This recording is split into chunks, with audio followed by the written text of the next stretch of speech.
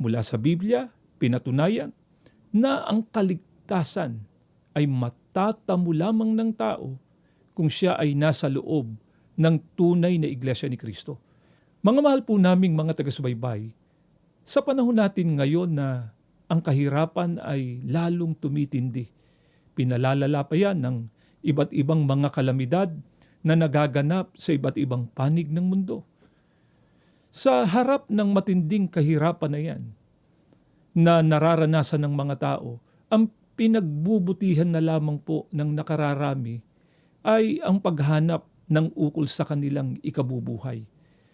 Nakalimutan na po nila na hanapin yung ukol sa kanilang ikaliligtas pagdating ng araw ng paghuhukom.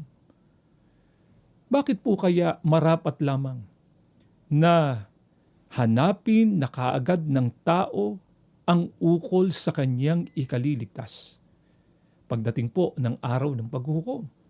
Ano nga po ba ang sinasabi ng banal na kasulatan ukol sa kung kailan dapat na hanapin at gawin ng tao ang ukol sa kanyang ikaliligtas pagdating ng araw ng paghuhukom?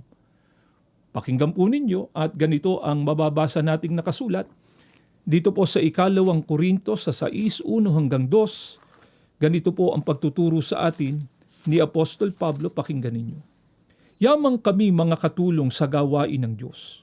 Ipinamamanik namin sa inyo na huwag ninyong sayangin ang pagkakataong ibinibigay sa atin ng Diyos.